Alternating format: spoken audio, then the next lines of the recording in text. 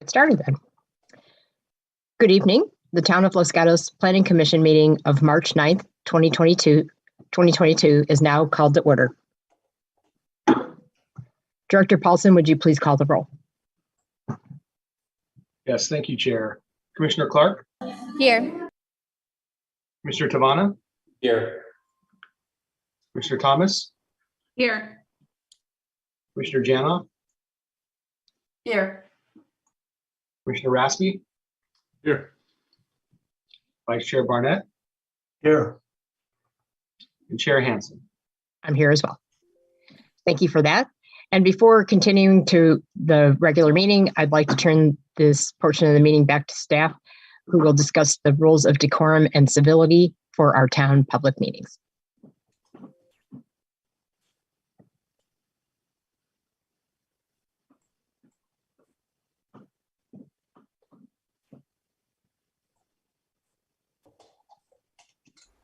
The public is welcome to participate in the meetings, understanding that the purpose of the meeting is to conduct the important business of the town in an efficient and effective manner. For the benefit of the entire community, the Town of Los Gatos asks that all speakers follow the town's meeting guidelines by treating everyone with respect and dignity. This is done by following meeting guidelines set forth in state law, in the town code, and on the cover sheet of the agenda. The town embraces diversity and strongly condemns hate speech and offensive hateful language or racial intolerance of any kind at board, commission, or committee meetings. Town council and staff are well aware of the public's right to disagree with their professional opinion on various town issues. However, antisocial behavior, slander, hatred, and bigotry statements are completely unacceptable and will not be tolerated in any way, shape, or form at board, commission, or committee meetings. All public comments at the board, commission, or committee meeting must pertain to items within the subject matter jurisdiction of the town and shall not contain slanderous statements, hatred, and bigotry against non-public officials. The town will go through the following steps if a disturbance results from a member of the public not following these rules.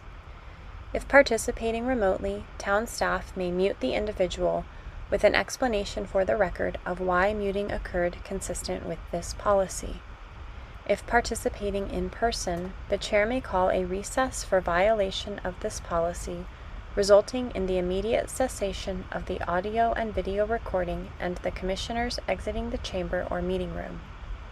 Staff will determine if the individual should be removed or if all members of the public should leave, depending on the extent of the disturbance. In the event that all public members exit, only the press would be allowed back in the meeting. Once the individual or individuals leave, the commissioners would return to the chamber or meeting room and the chair would resume the meeting. Persons disrupting a board, commission, or committee meeting may be cited for violation of the California Penal Code, Section 403.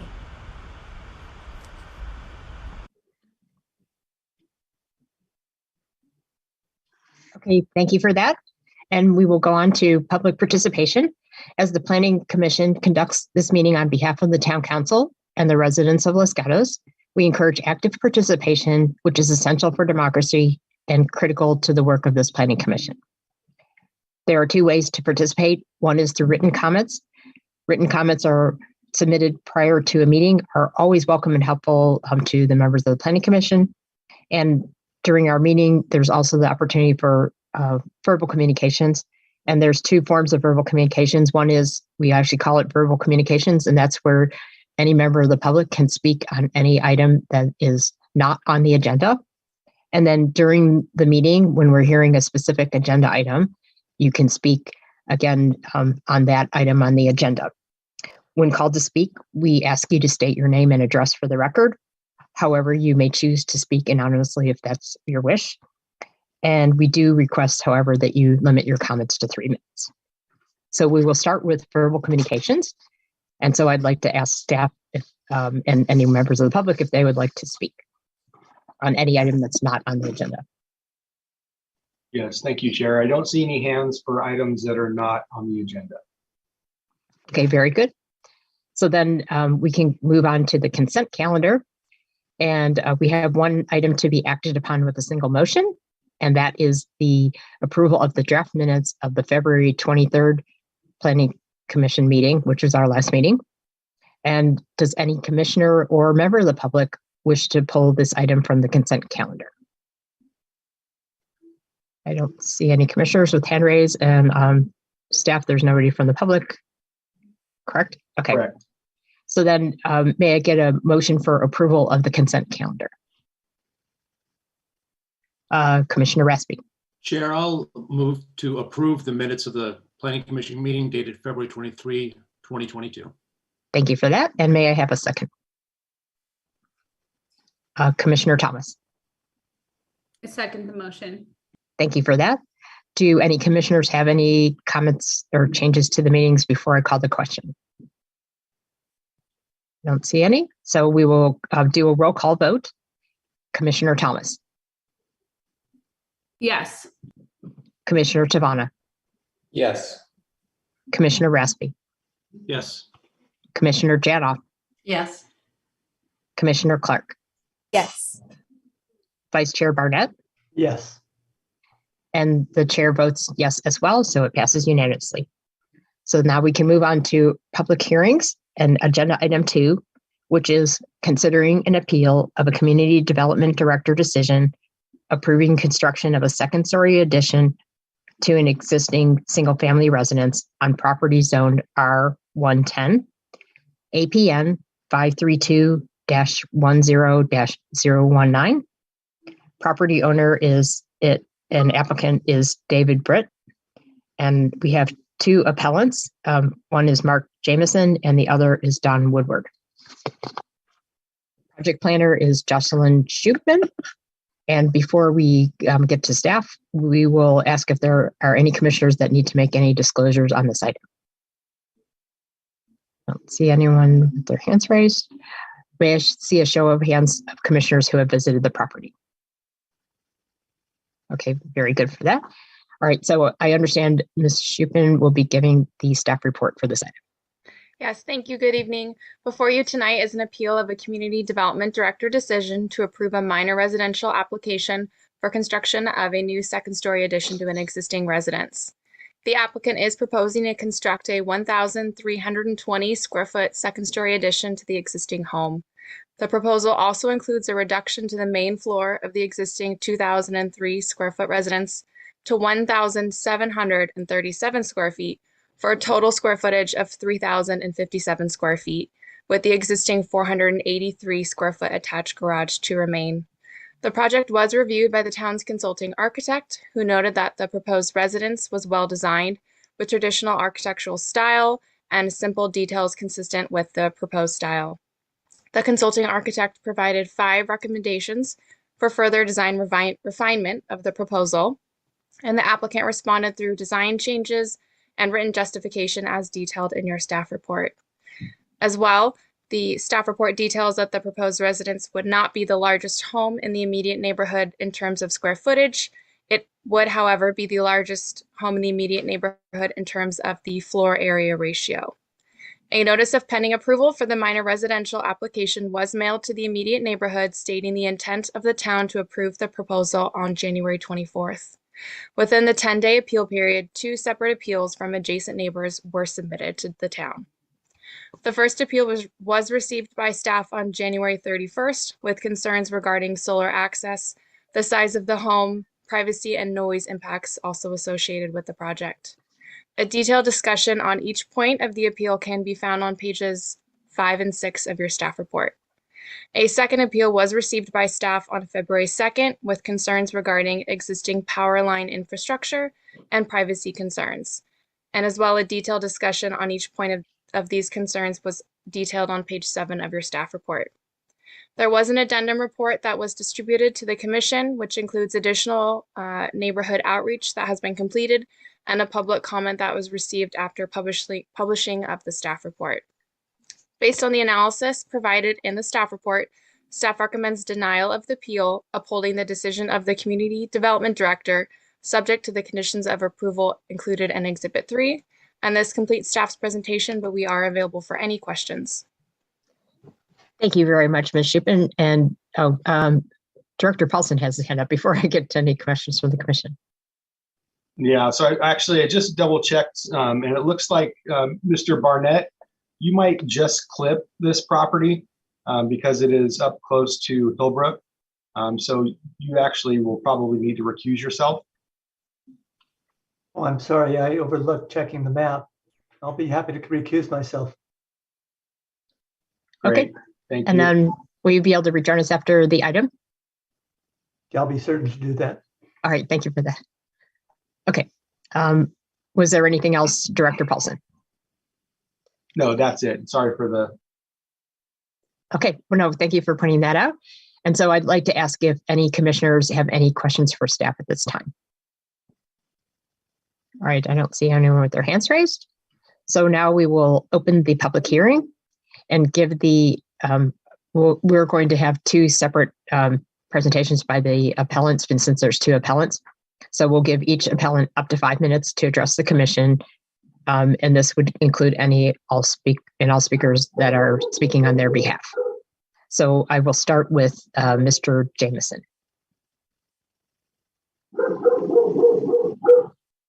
Hi, my name is Mark Jameson. I live at 285 Marchmont Drive. First, I'd like to state that the appeal was made in conjunction with our neighbors at 293 Marchmont, Jahoon Choi and Nuri Yoon. I will be presenting my points, and then Jahoon will speak more in depth about how the addition will affect his property. Could I have the next slide, please? Basically, a 1,320 square foot second story addition is not in character with the neighborhood. The sheer size is slightly below the maximum amount and has an FAR of 0.31. The proposed FAR is 20% more than any resident listed in the neighborhood. The side easements of the applicant are only 4.6 and 12.6. In addition, the applicant's house foundation is approximately 3 feet higher than ours, making the proposed structure appear taller than 28 feet. Next slide, please. Of the 25 houses in the subdivision, only 5 are 2-story homes and 4 were originally built as 2-story structures. These 2-story houses are located on corners or cul-de-sacs where they do not encroach on the neighbor's privacy and on much bigger lots. Next slide, please. Loss of solar easement. The second story addition will block more than 10% of the solar access to my neighbor, Jahoon at 293 Marchmont. The issue will result in decreased property values moving forward. A more in-depth shade study was done to assess the loss of potential solar access from the proposed second story addition. I did a little research, and section 801 and 801.5 of the Civil Code provide for solar easements, which allow a solar energy system owner access to sunlight across an adjacent parcel. According to California Civil Code 801.5, from what I understand, we do have the right to having our solar easement. We have the right to not have our solar easement blocked by new construction. Next slide, please. The shadows from the second story addition significantly, I think there's a slide before that, maybe? No, that's after it. Oh, I guess not. That's fine. The second story addition will affect the solar easement and decrease solar production. My neighbor Jahoon now will describe the effects on this on his house, and he will start with the next slide, please. Yeah, thank you. Can you hear me? We can hear you. Oh, thank you. Yeah, this is Jihoon, and I'm living in 293 Marchmont Drive. So here is the shadow study I conducted based on the information we got from Charmaine's documents. Actually, I asked Mr. Charmaine to provide the late afternoon shadow study because we had concern on solar panel impact. but it was declined by Mr. Shaman. So it was quite simple and straightforward. You can see it's just simple calculation based upon all the information we got, and we know the altitude and angle of the sun. So maybe I can cover this solar part in the next slide more deeply. And could you please go back? Sorry. Yeah. And one more thing I just want to point out is I could confirm there is some incorrect information in the document. So it said there is no window facing to the 289 building, the two-story buildings, but there's just the window. So I believe it is something wrong information in the document. So hopefully it can be corrected. And could go to the next slide? Yeah, so from my analysis, I could confirm this is the real data I have. So I just extracted last year data. And then based upon my solar shadow study, we could see this white box area will be hugely impacted by the shadow, produced by the second street building. And you can see the picture, I took it maybe the day before yesterday. So you can see there is a window for sure. And you can see still we have, some, the sunshine and shadowed by some trees. So I hope 289, Mr. Sherman could cut that tree to get the sunshine. But the thing I want to point out is, yes, there is a window and it will be directly impacted by the building. And based on this simple calculation, I expect the cost impact will be over 10% due to this, the production time is the peak electricity time. So we believe this is the significant impact on our solar. Can I have you hold on for a second? Sure. Director Paulson has his hand up, I think, because the 5 minutes might be up. So. Yeah, I think okay. so. Yeah. Okay. All right. So I can also ask if any commissioners have any questions for this appellant. Commissioner Raspy. Thank you, Chair. One question, and it's a question for both of the appellants.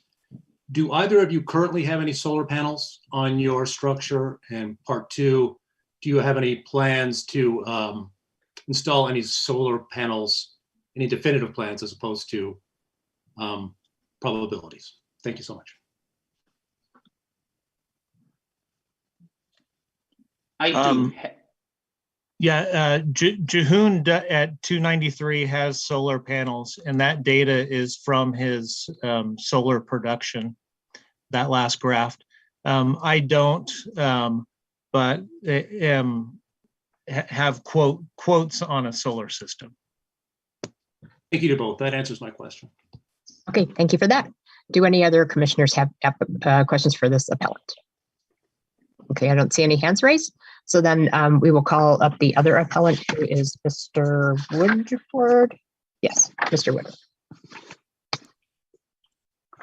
I don't actually see Mr. Woodward in attendance, Chair. If there's someone else who's going to speak on behalf of Mr. Woodward, please raise your hand. Seeing none, I do not see Mr. Woodward. Okay, so then that being the case, we do have the information that was in the staff report from the appellant. So we can use that as our evidence. And then we will go on to the applicant, Mr. Britt, I believe. You have up to 5 minutes to address the commission. So whoever is going to speak first on behalf of the applicant, please raise your hand. So it looks like John Hobby. Hi, good evening. I'm Janhavi Gudar. Thank you, Chair, Vice Chair, Commissioners, Director Paulson, and planning staff for giving me this opportunity to present our dream home project. We like Los Gatos because of its highly rated public schools, its greenery, and my short work commute to Good Samaritan Hospital and Valley Medical. When our older son started preschool 8 years ago, Prasad and I bought our first and hopefully forever home on Marchmont Drive. We fell in love with the open, inviting front yard of our home, which we noticed was very different from houses on our immediate right and left. Our family grew from 2 to 3 kids over these last 8 years. So we plan to add a floor with bedrooms and bathrooms for our 3 kids and our master on the same floor to stay close to our young kids at night. Jameson's raised a concern about addition of bathrooms not being in alignment with California water conservation. However, our water usage will decrease because our house occupancy is going to stay the same and we will be installing water conserving fixtures. We decided not to increase our house footprint so that we could preserve our trees, outdoor spaces, and our long driveway. Jamiesons have concerns about construction, vehicle parking, and noise which are inherent to any construction. Our existing long driveway will be used for construction vehicle parking. A contractor will follow Los Gatos town ordinances regarding construction timing and noise. We wanted the whole process to run smoothly and fast to enjoy our new home with our kids before they take off for college and then retire here. So we chose to work with well-known Los Gatos architects, Bridge Row. We have worked on this design for 1 year now to meet the needs of our family and asked for no exceptions and no variances. We have made changes to follow every recommendation by the town consulting architect. The planning department recommended an immediate vicinity neighborhood outreach. So in the first week of November 2021, we went door to door with a letter with our contact and our architect's contact info and our design elevation pictures. We were happy because we received positive feedback. Joe Regan and Ed Mizov shared their experience about their second-story additions. So we already have 2 second-story additions in our immediate vicinity. Mark Jamieson shared tips and names of contractors who worked on his home additions. Don Woodward said he had concerns about PG&E, but had no concerns about our addition. Details are in Exhibit 5. After the planning department did a site visit after story pole installation and then approved our project, we were surprised when Mark Jamieson emailed us with concerns saying that he will likely appeal.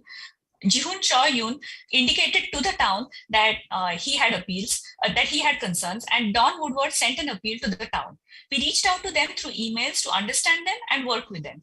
We suggested in-person meetings and met with them. Next slide, please. Next slide, please. Next slide, please. Yeah. We showed Don Woodward pictures of our evergreen vegetation, which provides a privacy screen even when at its lowest due to heavy PG&E pruning, followed by no growth in winter. We invited Don to our roof to check this out. He climbed on our roof and said that as long as the trees are in place, there would be no privacy issues. And there's 130 feet distance between Don's second-story bedroom windows and our bedroom windows on our proposed addition. So there will be no privacy issues for either of us. Otherwise, it would be concerning for us too. Don mentioned he would use the Planning Commission as a forum to bring attention to PG&E maintenance issues. Next slide, please. We did an additional wider neighborhood outreach this January after our story poles went up. We went door to door with our architectural design packet and also sent out emails. The map here shows 24 households circled in green who have given us their signatures or sent emails saying they support us or have no concerns. Majority of our neighbors have no concerns and we truly appreciate their support. Details are in Exhibit 7. Now, with your permission, I would like to hand the mic over to David Britt. Thank you. David? Good evening, Commission. This is David Britt at Britt Row, 108 North Santa Cruz Avenue, Los Gatos, California. And I wanted to reiterate everything that Javi has said, and also add that when I was hired to design this project for them, I was given a program and designed within the, of course, municipal code, as well as the town of Los Gatos design guidelines, and was able to get the floor plan and design to meet the client's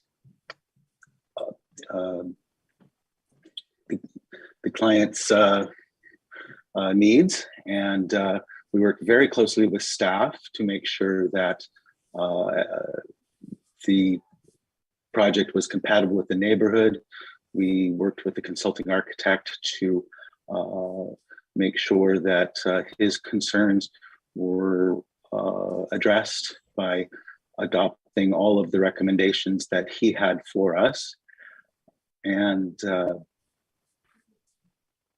I just want to commend my client for working so closely with the neighbors, as both I and staff had recommended very early on in the process.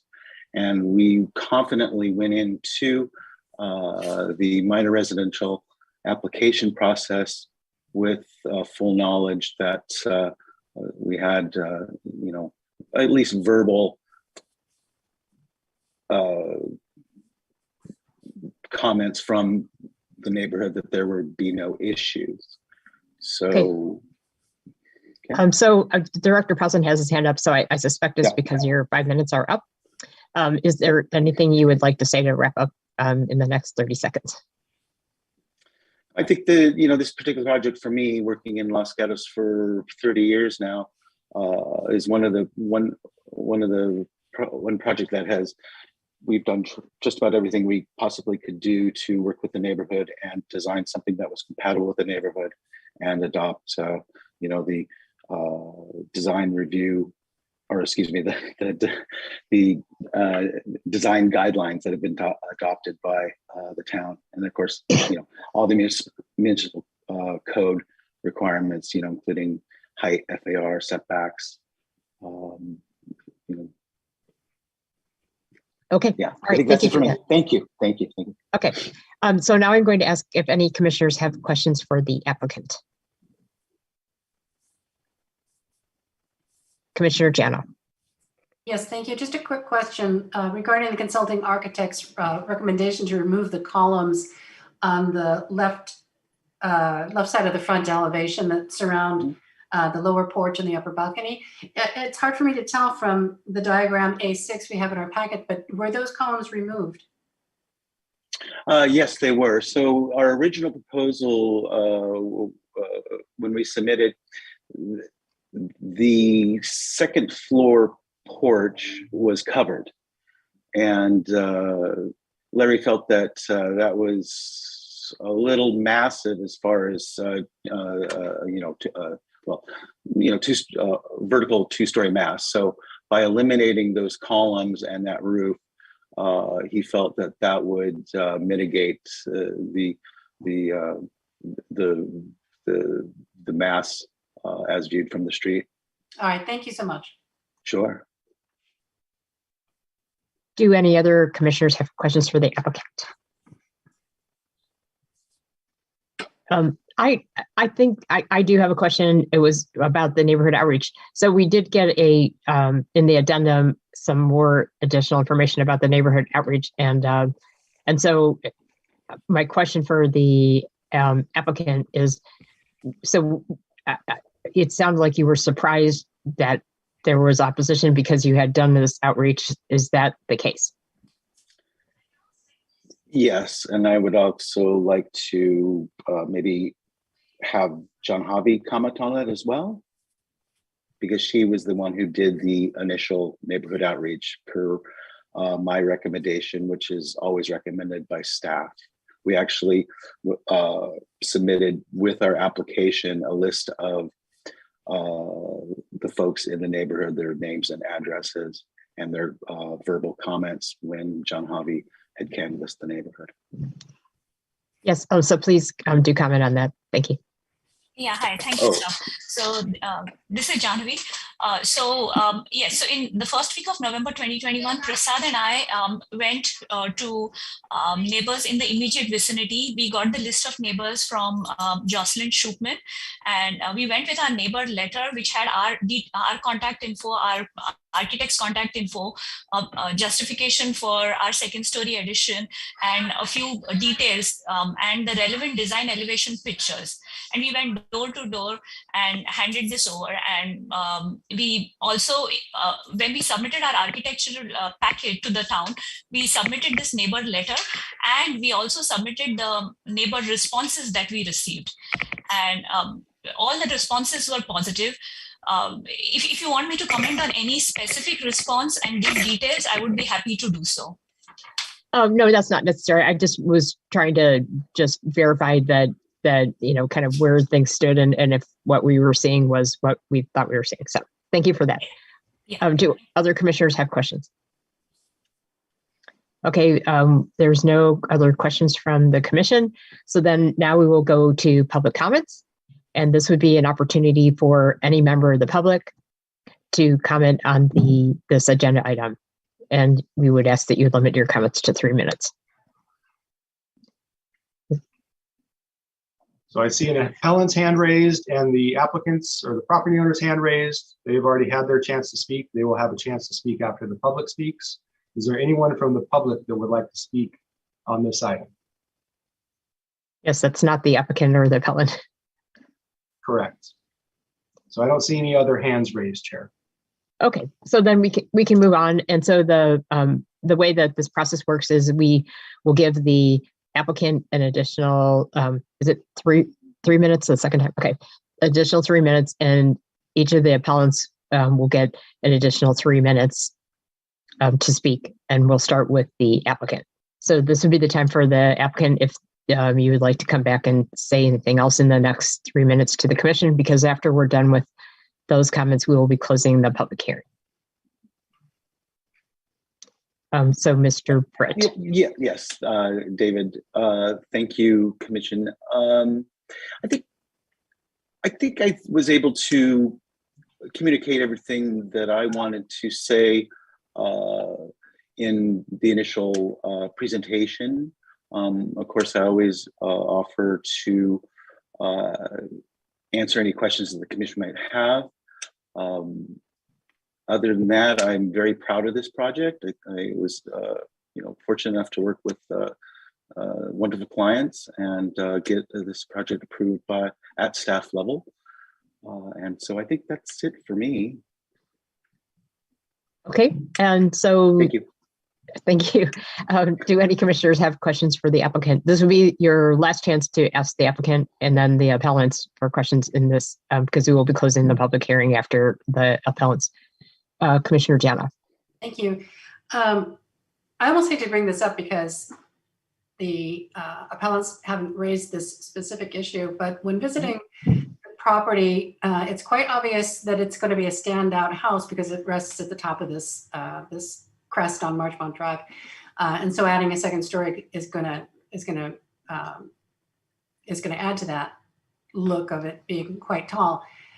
Given the elevation of the neighbors. My question is, did you give any consideration? I understand, and we did have a letter that commented about this, but I understand a 9-foot ceiling in the main floor living areas. That seems to be the common objective these days, but did you give any consideration to reducing the overall height of the structure, given that it will appear quite large and would, this is for the perhaps the architect, would reducing the height affect the shadow study in any appreciable way so as to alleviate the concerns of the of Mr. Choi, I believe? Yes, we did consider some very specific mitigation measures. One would be to lower the second floor wall plate from 9 feet to 8 feet. In addition, we considered lowering the roof pitch on the second floor from 512 to 412. When we considered this, I discovered that the total height of the addition would be 2 feet lower than proposed at the tallest ridge. We did mitigate the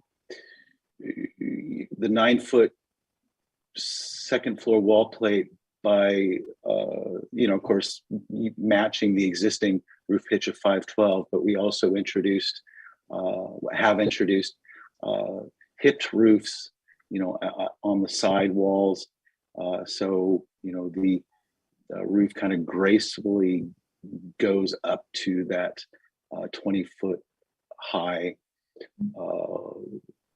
ridge in the center of the house. So if I could just follow up, the second part of my question was, would reducing the height, the overall height of the home, either by roof pitch or lowering the second floor plate height, would that appreciably affect the solar light? Not significantly. I think inherently we've tried to minimize solar impact with these hipped roofs on the side, since of course the side of the house is close to, obviously is the closest point to the adjacent properties. All right, thank you for your answer. Sure. And I had a question. One of the appellants, Mr. June, I believe, mentioned something about there was stated in their staff report there was no window, and then he was claiming that there actually was a window. Could you comment on that observation? Yeah, I'm actually, this is the first time I'm aware of this window versus no window.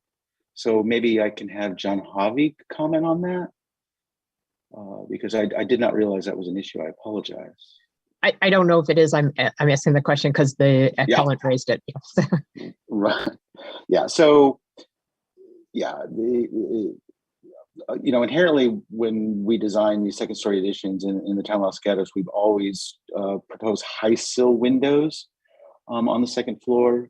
So you cannot peer down into any adjacent existing windows on an adjacent one-story residence, I guess. Okay. And it looks like Ms. John Harvey has a question.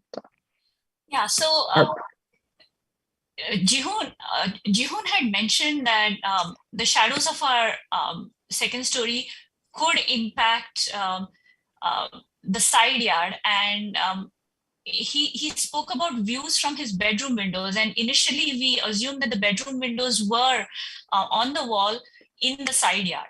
But when we had our in-person meeting with him, Jihoon and Nari clarified that they don't have any bedroom windows in the side yard, and they were talking about different bedroom windows in a different part of the house on the other side of the garage. They don't have bedroom windows there, and that was their specific concern about bedroom windows. I believe, and I'm not 100% sure, but I believe what Jihoon is referring to is the area where we have said no windows, we meant no bedroom windows. I think it's a laundry room window. Okay, so that's on your property. That's no, the laundry room window on his property. Right. I think he's talking about the laundry room window on his property. So let me, I think. So let me kind of rephrase the question a bit, and maybe this is for the architect as well. So is it your feeling that you've designed this home to maximize or minimize the privacy issues that will affect the neighbors? Because, when you're so close, you can have windows that looked into each other. So I was well aware when starting this project that many of these houses were built before, I guess, the R110 zone was adopted, and they have non-conforming side setbacks. So I was hypersensitive because of that. And again, high sill windows on those side walls, so you cannot peer down into other side yards of adjacent properties. So all the egress windows face either front or rear on this proposal.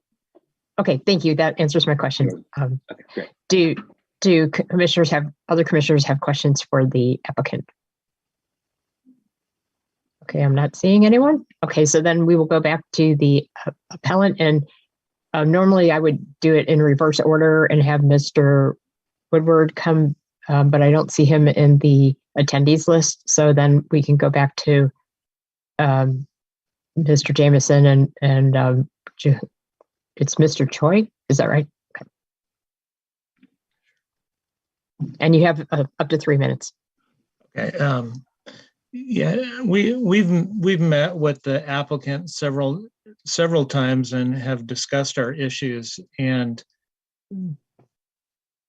really have gotten nowhere. They said this is their plan. They are unwilling to change what they're doing.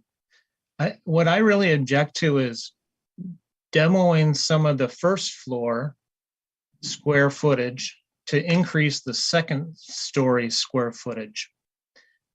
4 bedrooms, 4 bathrooms, for the house total to be 6 bedroom or 5 bedrooms, 6.5 bathrooms seems excessive. Possible changes I've come up with is what some have already been discussed: decreasing the second floor ceilings to 8 feet, decreasing the roof slope maybe increasing the second story setback on Jehoon's side at 293, or looking at plans to build an addition to the front of the house, knowing that he has solar and it's going to affect his solar. I think we performed a further shade study that shows that it does affect his solar production. We also had concerns about safety for the traffic and pedestrians walking by the school. And I just don't have a lot of faith that they'll adhere to not having construction vehicles park on the street. Okay. So those are my main concerns. I mean, it's a big project. It's not just an addition. It's basically remodeling the whole house. And the direct neighbors on both sides, I think, object to the house, and it's not. It's something that we would like to see revised a little bit on our behalf. Jehoon, do you have anything to say? Yeah, I want to clarify one thing to John Harvey. So yeah, there is a window, and yeah, we actually have two groups of windows facing to your wall. One group was bedroom, and definitely it's also impacted by shadows at late afternoon. And another window closer to the wall is our powder room. So we are using that one to supply the sunshine and drying our powder room. So definitely that's a big concern. Yeah, I think, solar is probably the biggest concern from my side because we are relying on solar and I have the electric vehicle. So it will definitely, make some trouble for us. Yeah. Okay.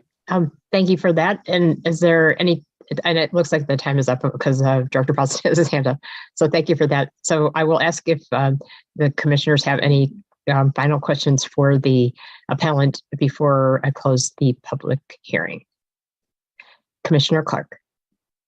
Thank you. I just have a quick question. So you said that you'd like to see at least a few small revisions on your behalf. If you had to pick 2 revisions that you think would make this project more appealing to you, what would those be?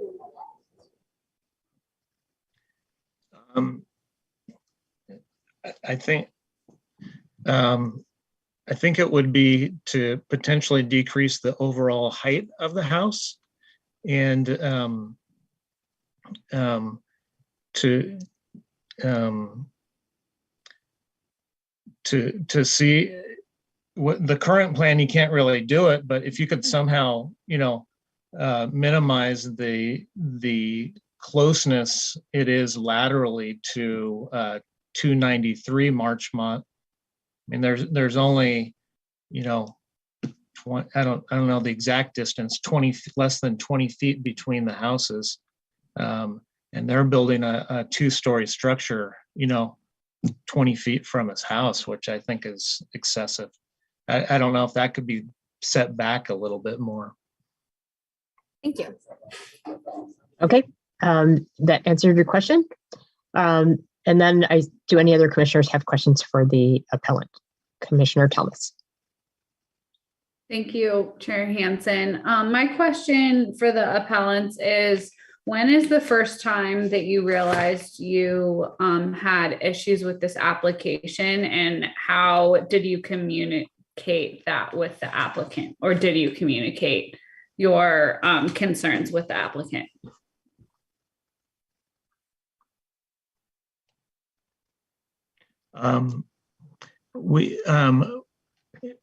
I do want to state we were misquoted. Both of our wives were misquoted on the addendum. When they initially sent us a rough picture of the house, I don't think we had any response or had any, idea of the size of this addition. I didn't get all the facts until I saw the plans on the town council website. It had one picture of the house just straight on, and maybe the opposite side of the house. And until I had was able to see, I never had a chance to review the whole plans of the house, the square footage or the floor design. So, I mean, if someone comes by and just drops you off a flyer, it's got, I'm going to take some time to go over that, assess it. Just because we say, oh, thank you, that doesn't mean that we approve the project right there. It's, and I think also if you're going to neighbors and you hand them a flyer and a bottle of wine, they're going to say, oh, great, good luck with things, like the other neighbors. I think there's like 10 other houses on that chart that had no response. We should have probably went to those 10 people and got their written replies of why they would object to the house.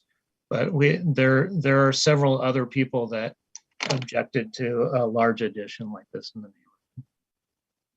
Yeah, if I can add one more comment, probably similar to Mark, when Janavi and his husband visited our house, actually, yes, as a neighbor, we just said thank you because they provided some wine and chocolate and they showed a small picture of house, right? But if they can provide some of a little bit more detail, like the footage or number of rooms, then probably we have better idea, okay, how it can affect our house. But there's nothing about that much detail and small pictures, and we just encouraged our neighbor as our neighbor, to show our hospitality. Okay, did that answer your question, Commissioner Thomas? Because I think they talked generally about when, but it wasn't when they first met them. But did that answer your question? Yeah. Can I ask a follow-up question, please? Go ahead. Thank you.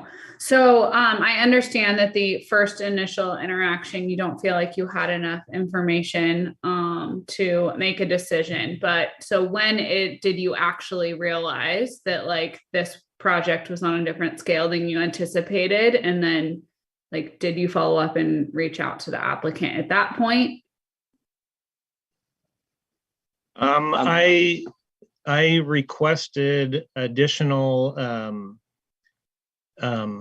plan pictures, what the elevations would be on our side of the house a couple weeks later. And I didn't respond to what I thought of those elevations. And I've been through this process a few times before, and I knew there'd be more information available. I probably should have asked for more information, but I mean, we never said are in full favor of the project. And I feel like I have the right to change my mind if I want to too, with more information and talking to people. Okay, I think that answers the question. So do other commissioners have questions? Commissioner Tavana. Yes, thank you, Chair. Just a quick question. You keep speaking of a secondary, I guess, shadow study. I've only seen the one that was in our agenda packet. Was the shadow study referring to what you presented based on your analysis of it looked like an app from your phone? Was there or did you hire a consultant on your behalf? Yeah, that was based on the app, Mr. Tavana. Yeah, and we got the solar altitude, azimuthal angle, and then based on, and also we had one ground condition that was provided by Mr. Janavi. Yeah, that all the information was pretty much enough to conduct the shadow study. Okay, go ahead, Commissioner Tavana. If you don't mind, with an additional follow-up, have you seen the shadow study that was provided in the agenda packet on sheet A9? Yes, sure. That was why we requested the additional shadow study, because that shadow study only included, I think, 9 a.m. and 3 p.m. And I was concerned about the later afternoon. That was why I requested further study, but that was declined by our neighbor. Thank you. Yep. All right, thank you for that. And do any other commissioners have questions? Commissioner Clark. Thank you. Just one more follow-up on the shadow study. So did your analysis, I remember you said something about 8%. Did that find that you would have, Mr. Choi, an 8% loss for your solar panels, or did you find anything specific to your solar panels in at least your study?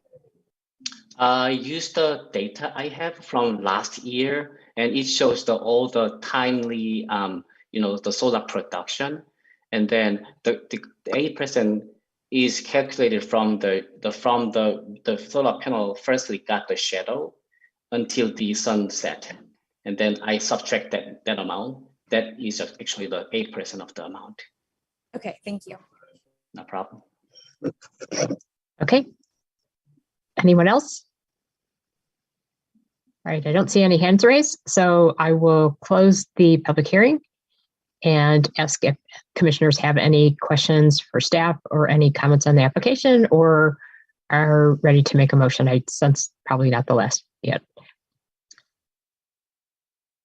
And if no one has a question right away, I do have a question that I want to ask staff, and that is about, particularly for the town attorney, it is about the appellant's rights to protection of their solar domain. They cited a California code. Where does our town stand on that? Good evening, Commission. The appellant cited Civil Code Section 801.5, which does deal with solar easements, voluntary solar easements. That's where one property owner actually grants another property owner a solar easement, and that's done voluntarily between the parties. Now, I'm not aware of any solar easements that exist between this applicant's property and the appellant's property. So that section is inapplicable because there is no voluntary solar easement. Under California law, there's protections from shade and solar dealing with landscape, but it does not deal anything with structures. It's only dealing with landscape and how high the landscape can go on an adjoining property. But state law does not regulate the structures when they deal with solar access and solar ability to generate solar power, and neither does our codes. And so it's silent. And I think we've had this issue in past cases in that it's something that the town could look into and provide protections, but we do not under our code. So and so that is why I asked the question. So basically, that is not a reason to uphold the appeal, because we don't have anything in our code there is no solar easement relative to the California code. That's correct. Okay, thank you. Okay, so do other commissioners have questions for staff? Or would any commissioners like to comment on the application?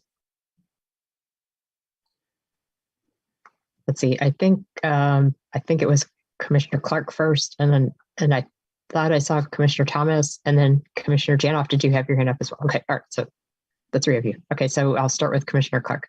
Okay, thank you. I'll just share my thoughts. I have a few. So first, I was very impressed by the neighborhood outreach, and I think having the support of 24 neighbors is very telling. And the door-to-door outreach, I was very impressed by. They're asking for no exceptions, so I don't feel like there's a ton of ground to stand on in terms of an appeal if we're just looking at the rules. They worked really well with the consulting architect to fit within the guidelines.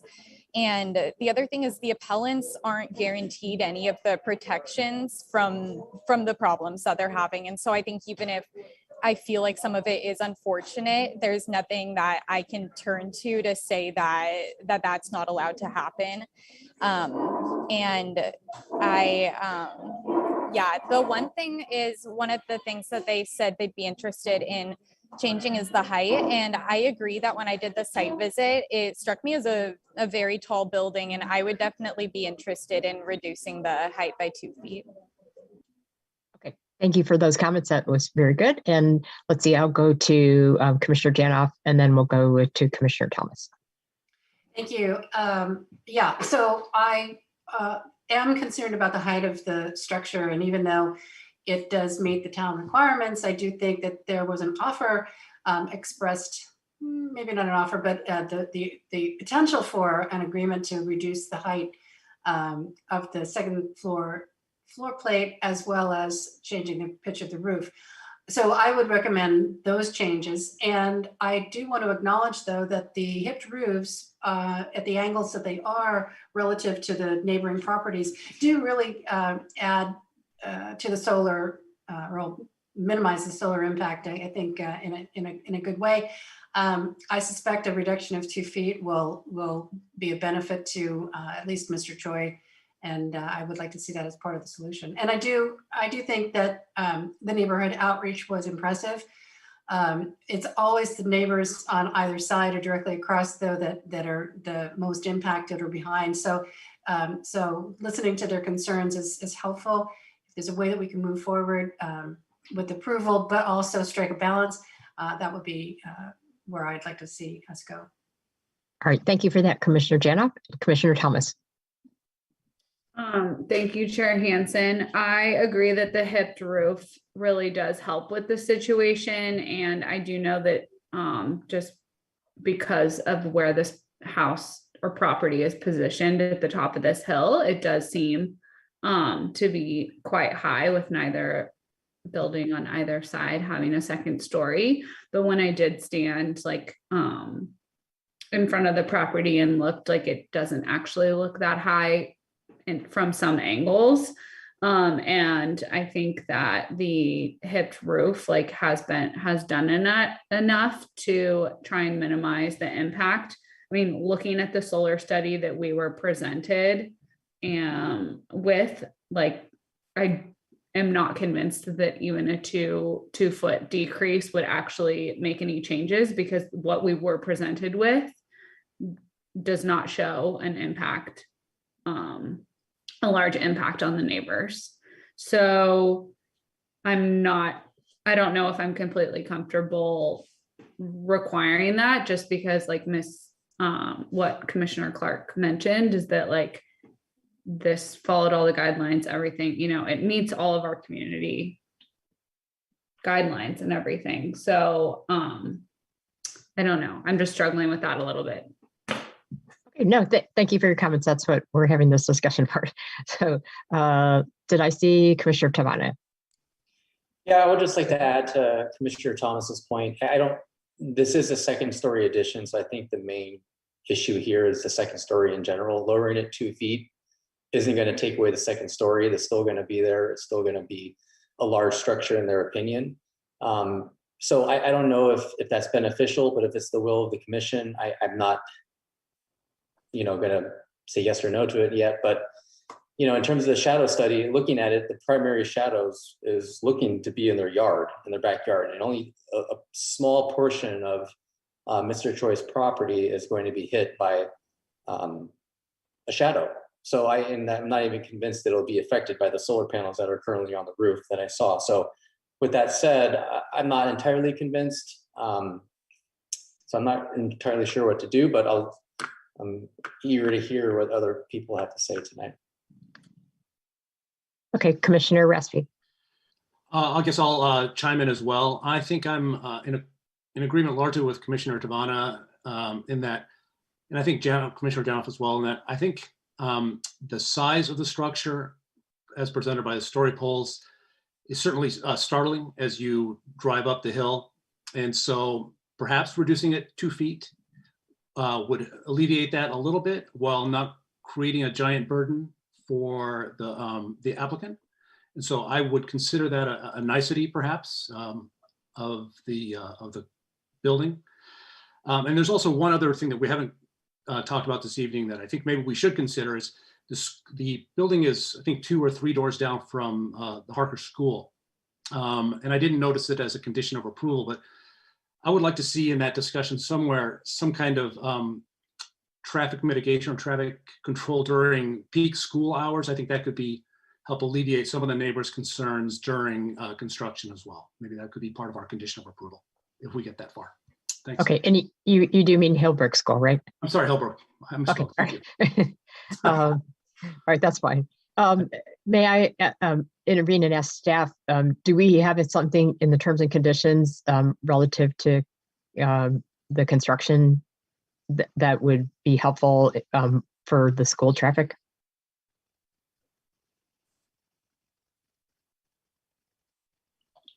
I can go ahead and get started, and then if Ms. Shootman has anything further.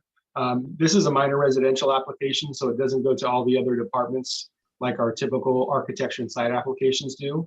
But if the commission's interested in adding the standard condition that Parks and Public Works typically has, which is doing a construction impact study so that they basically deal with those issues like traffic and parking and staging. So that's something that we could add as part of a standard condition that's typical of architecture and site applications. And if Ms. Shootman has any other thoughts. I wasn't going to add anything beyond that, but I would also say that the Hillbrook school traffic is also monitored by our engineering division on a monthly basis. And so if there are any issues or concerns based on the construction, staff will be notified and we can work with the applicant. Okay, but we're monitoring Hillbrook's traffic, not the traffic that's going to affect Hillbrook. Am I missing something? But no, I just go ahead. I was going to say there's embedded sensors into the ground that monitor Hillbrook's traffic. And so if there are issues with construction vehicles, going over those sensors and adding traffic issues, our engineering division is monitoring that traffic count on a monthly basis. Right. Yeah. Okay. Now I'm clear. Thank you for that. Okay. All right. So there is the potential then to tweak the terms and conditions to make it, to make sure that there's no issues with the school. It's assuming that it's the will of the commission to, let this project go through. I will go ahead and make a couple of comments. I think first and foremost, it's important that the applicant isn't requesting any variances from our town standards or codes. And so, and it's always hard for people coming into a neighborhood to go from a 1-story to a 2-story house without, and almost impossible to do it without having any impact or issues with especially the neighbors on either side. So, and then as far as the solar access goes, I asked the town attorney because I wanted to be clear, whether we have jurisdiction or not to make an issue of the solar access. And it's not clear that there is a problem, but if there were a documented problem that was verified by outside entities, could we do anything about it? And we can't. The one issue that I see that I think it might be worth thinking about the height reduction is simply that we're talking about now having the house with the largest floor area ratio in the neighborhood. It's not violating or exceeding the floor area ratio. And, the reason we have that is, you are allowed to do that, but it's not a goal to maximize the FAR. So I think that from my perspective, it would be a gesture of goodwill, even if it didn't have a material impact on the solar or shadows, to go down the 2 feet, since I also thought I heard something close to an offer from the applicant that it would be not too big of an impact to change the pitch of the roof, as well as reduce the second floor plate height.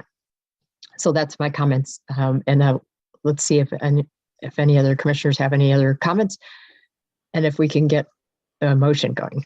Commissioner Janoff. I just wanted to clarify that when I asked the question of the applicant whether they had considered reducing the floor plate and the roof pitch in order to reduce the overall height of the structure, the answer was yes. And I didn't hear any buts. It wasn't as though they considered that option, but it couldn't be done, right? Which is often what we hear when we ask a question about a design change. So yeah, I think just leave it at that. And so staff, if it was the will of the commission to go to this direction, I I feel like we don't need to reopen the public hearing is what I'm trying to say. And I think Commissioner Janoff had said the same thing, but I'm asking staff's opinion. That's correct. The Planning Commission's free to take their action and we'll move forward from there. Okay, that sounds great. Okay. Any other comments or is anyone ready to make a motion and we can see where that goes? Commissioner Tavana. I would just like to have just a comment that I'm a little concerned about the direction we're going, just in the sense that the height of the building itself wasn't a specific issue brought up. In general, there was the solar issue. So I'm concerned we are potentially bringing up an issue that wasn't necessarily directly identified by the appeal. So I just want to see what other commissioners' thoughts there on that, if this is within our, I guess, purview to add an additional requirement here to the homeowner. Okay, I think that's a very valid question. And 3 commissioners are going to speak about that. I'll start with Commissioner Clark and then Commissioner Thomas and then Commissioner Janoff. Thank you. I would just have to disagree that it wasn't an issue because it was one of the 2 things that they said would make them feel comfortable with this home. And I think that there's a lot to be said for that. Like Commissioner Hansen said, a gesture of goodwill, but also if it would make the neighbors feel more comfortable with the home and probably also better the relationship, possibly help the solar panels. I think that seems worth doing to me. Thank you for that. Commissioner Thomas. I, again, am still struggling with it because I just still do also, I'm not sure that it will actually actually address the concerns that were brought up really. I mean, I know that the appellant did say height reduction was one of the things that he would like. I don't know. I kind of like agree with Commissioner Tavana just about like introducing this new thing, especially because this like would not be in front of us unless it was being appealed. So that's kind of just a little bit of what I'm struggling with. And yeah, that's all I have to say. Okay, thank you. Commissioner Janoff. I think this is an interesting, a little bit challenging item for us because the boxes are all checked from the standpoint of the town, and we don't always have it so clean. And then, coming to make a decision that's in the gray area. But in my opinion, a large part of what the Planning Commission does is help to work on sort of arbitrating the concerns that neighbors have. And I think it's important to, we've had this conversation about wanting to make sure that, going forward, there isn't a big division in the neighborhood. I think that I would be satisfied going forward if, and I agree, Commissioner Tamana, that the height reduction may not make a difference. The shadow study that the appellant offered was at a different time of day, and so we've got kind of competing data, and so I'm willing to look at both of them and say, well, during those times of day and during those months, there doesn't appear to be a problem, but later in the day when the sun is quite low, then there could be an issue. So I don't want to arbitrate that, but I do think we have an opportunity, and if it would make our decision any more comfortable, if it were the will of the commission to reopen and ask the applicant whether they would be willing to undertake the reductions, then that would probably be worth knowing for sure. Otherwise, we might be, to other commissioners' concerns, in imposing a requirement that isn't feasible. Okay, I think that's fine. I will go to Commissioner Thomas. Thank you. I understand what you were saying, Commissioner Janoff, but I would like to point out that the solar study that I'm looking at, and I know it's written very small, but it says 5 p.m. So I think that that is into the time that the appellant was claiming. Well, I don't know. It's like one is the 3 p.m. and noon, but the other side on the left that I'm looking at says 5 p.m. So I think that is what I was using to inform the decision, just because that's what we were provided in the packet. So that I just wanted to point that out. And then my second thing was, I was, listening when the question was asked about the height reduction. I don't feel like I fully got a full answer of whether or not it would be really easy to do that or not. Like, I understood that they decided not to go with and not to go down that route because of the hip roof and et cetera, et cetera. So that was my one other thing. I'm not entirely confident that from the architect that we got like a firm, like X, Y, and Z, this wouldn't be a huge burden to change. Okay. But I might have not heard him properly. So if someone could clarify that for me, that would be great. Well, I'm okay with reopening the public hearing for the specific purpose of asking the applicant if they are willing to go down the path of reducing the height by 2 feet by the 2 measures that we've identified. So if we could go ahead and ask the applicant to come back and speak to us on that.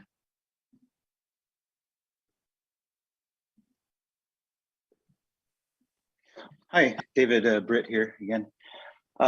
Yeah, I talked to the client about this, and I explained to them that if we did lower the wall plate to 8 feet and the roof pitch to 412, that it would not significantly impact the design of the home as it relates to floor plan, ceiling heights, because we can clearly raise the ceiling heights in the second floor within the building envelope. Yeah, to answer your question, it would not have a significant impact on the design if we made these changes.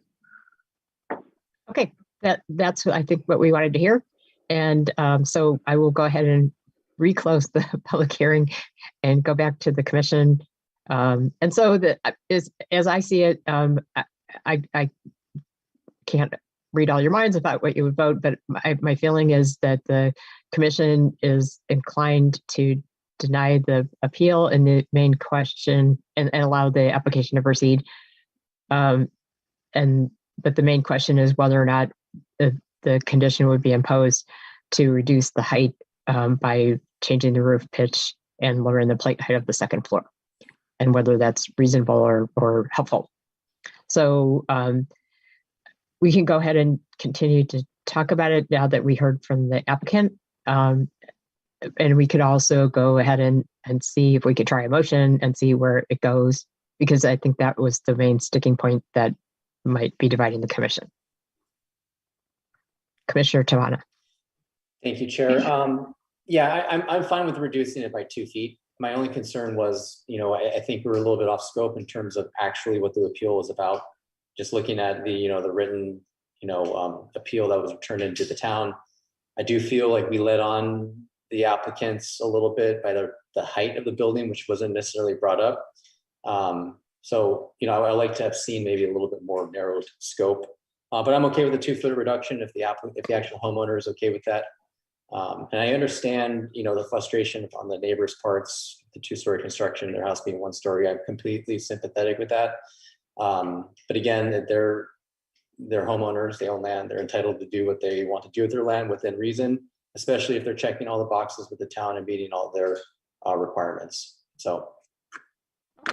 Thank you for your comments. I will echo Commissioner Clark's comments. So the appellant, at least the Mr. Jameson, did clearly mention in his comments when she asked what 2 things that we look for, the height was one, and also in their initial presentation, I did feel like I heard them talking about the height of the building. That even though it was within the height requirement, that because of where the house sits on the street and what the elevation is of the street relative to the other homes, that was an issue for them. So I would disagree with you that it would not make any impact. I don't know that it's going to change everything, and it's certainly not going to make the second story go away. But I do think that it would make a difference. So that's my thoughts on it. So with that being said, is there anyone else that wanted to comment, or could someone try a motion and see where it goes? Commissioner Rasmussen. I'll go ahead and try a motion.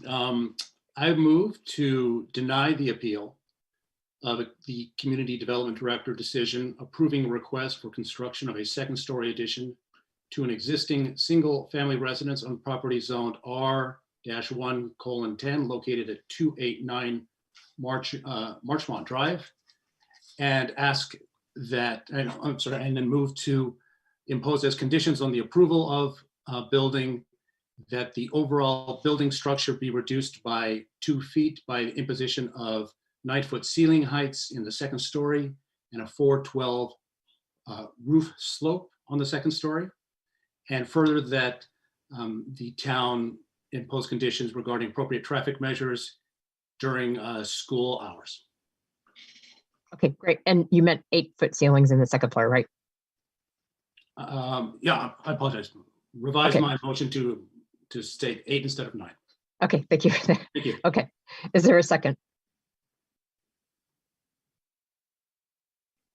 Let's see, I think it was Commissioner Clark first. I'm not positive, but it was the two of you were close. Commissioner Clark. Okay, you're second. Okay. All right. Does anyone else want to comment on the motion before we take our roll call vote? Not seeing anyone's hands raised. Okay, so we will go through our roll call vote. So please answer yes, no, or abstain, preferably not abstain.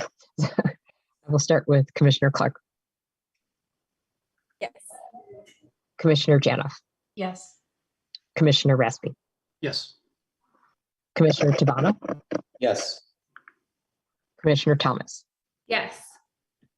And I vote yes as well. And so the motion passes unanimously.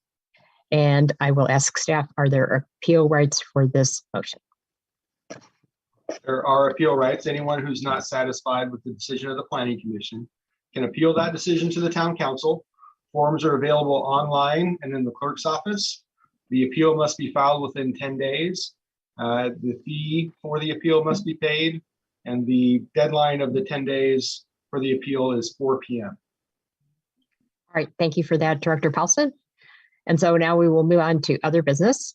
However, we have no items on the agenda specifically for other business. So the next thing will be the report from the Director of Community Development. Thank you. I actually don't have anything to report. There was nothing of significance at the last council meeting. The council did hold a retreat this past Saturday.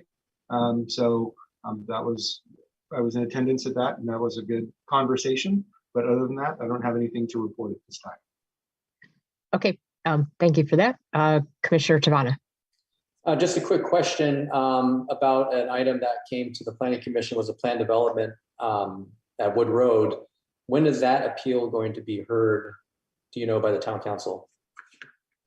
So it's not actually an appeal because the Planning Commission is a recommending body. Sorry. Because that was a plan development.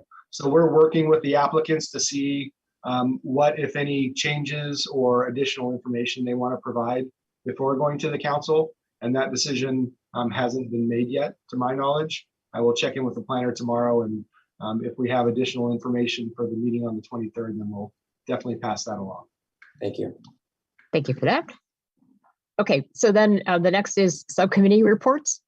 In addition to their role on the Planning Commission, every planning commissioner serves an additional capacity of committee member or on another town committee, which in our case includes first the General Plan Committee, and this year is almost entirely the Housing Element Advisory Board. Second, there's the Historic Preservation Committee. And third, there's the Conceptual Development Advisory Committee. So do we have any subcommittee reports this evening? So that would be any committee, subcommittee that's met since our last meeting on February 23rd. I know there was one meeting today. Vice Chair Barnett. Yes, this afternoon, the Conceptual Development Advisory Committee met to discuss a proposal for a mixed-use development in the phase 2 of the North 40 specific plan. And a number of ideas were presented by the developer, including a strict residential and a mixed use. Clearly, they're leaning towards the mixed use. And a number of the commissioners or committee members, excuse me, raised points regarding the percentage of the below market housing, public outreach requirements, the mix of residential, commercial, and retail, and building heights and also density. So there was a robust discussion. And I did observe the meeting. I agree. It was a very robust discussion. So, and more to come on that one. And I don't think there was any other committee meetings since our last meeting. So then I will go on to commission matters. And so the final matter on our agenda is commission matters. And this is the time when commissioners could share any additional information or ask questions if needed. And I do have one item if no one else does, which is I wanted to thank the West Valley Community Services organization for putting on their session on the housing element last week.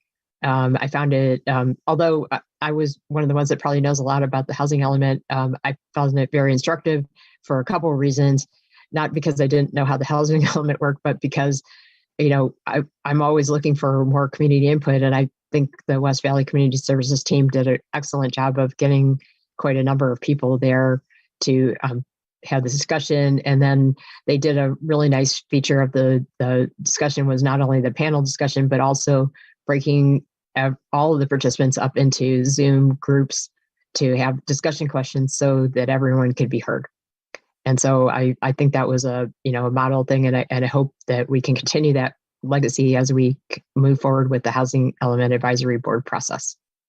So does any other commissioner have anything to share? And Commissioner Thomas and then Commissioner Clark.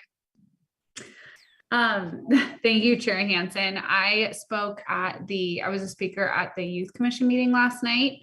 I spoke in general as my capacity in my day job as a teacher. And so that was really nice of them to have me. And I did, they are very also interested in the housing element, which is great. Okay. I was excited to tell them about the tool that's going to be available soon. And then I was like, I don't actually know when it's technically going to be launched. So Director Paulson, I know that we've asked you this a lot of times at our housing element advisory board meetings, but when exactly is the launch date of the community tool? I forget what it's called technically. The Balancing Act tool. The Balancing Act. Thank you. Yeah, so the Balancing Act, we're going to have a community meeting. We're planning for the 31st of March, and that's when it will be released. So that way we can kind of have a community meeting to let folks know how that tool works, and then hopefully get folks there to also be, as we've talked about a lot at the Housing Element Advisory Board, ambassadors and get the word out on that tool before wrapping up all of that information that we receive from that tool and bringing it back to the Housing Element Advisory Board for discussion, and then ultimately taking that package to council and probably planning commission in some form to finalize this draft sites inventory that we'll use to continue to prepare the actual remainder of the housing bill. Perfect. Thank you. The Youth Commission is looking forward to it. So awesome. Well, thank you for going and speaking to the Youth Commission. Commissioner Clark. I have another question that I think we ask every time. I just was wondering if there's any updates on the timing for the general plan. Oh, you just asked my question before I got to it. So we're still working with the consultants through we have a screen check draft of the final EIR. We also just recently got our findings of fact and statements of overriding considerations that we're currently reviewing, and we're hoping to get that all wrapped up sometime by next week and back to the consultant so they can get us the final drafts of that so we can post it. And that's kind of the final step before the Planning Commission can begin their deliberations. So right now we're targeting April 13th, although we are considering the potential for a special meeting because we're still trying to figure out if we have other items on an agenda, then that might not be very helpful to either the applicants or the general plan process. So we're considering those options as well. Okay. And I think it's important to note, I'll get to you and Commissioner Janova in a second, that when we had our Housing Element Advisory Board meeting, we had actually more than one speaker stress the importance of finalizing the draft general plan, because it's sort of like an elephant in the room that's kind of complicating the process of the housing element and other things. So we've had multiple members of the public say, let's try and get this thing to completion. So hopefully we'll be there soon. Commissioner Jana. I wanted to add to the discussion, but it's really part of the City AC report out, augmenting what Commissioner Barnett has said. One thing that impressed me, it was my first meeting, so that was fun, but I was impressed that we had the input from the community that we did. It was 3 persons speaking and 100% agreement that we need more below market affordable housing. It was really pretty amazing. So if the time that it's taking for the draft general plan to make its way to the Planning Commission is also allowing the public to become more and more informed through whatever conversations or input provided by various community groups, it's a good thing that we're seeing minds changed and positions flipped. So I just, if we had done this general plan review in November, which was my anticipation, I think we might have had a much different conversation that I'm anticipating we're going to have when it does come to us. So I'm thinking very positively. Yes, we actually heard people in public testimony today say things like, if we don't get these below market units done, then the state's going to tell us how to do it. And we don't want that to happen. And that was the first time I ever heard this from the people that said those things. So I thought that was, we've come miles in the last month. So anyways, so thank you all for your comments. No one has anything else.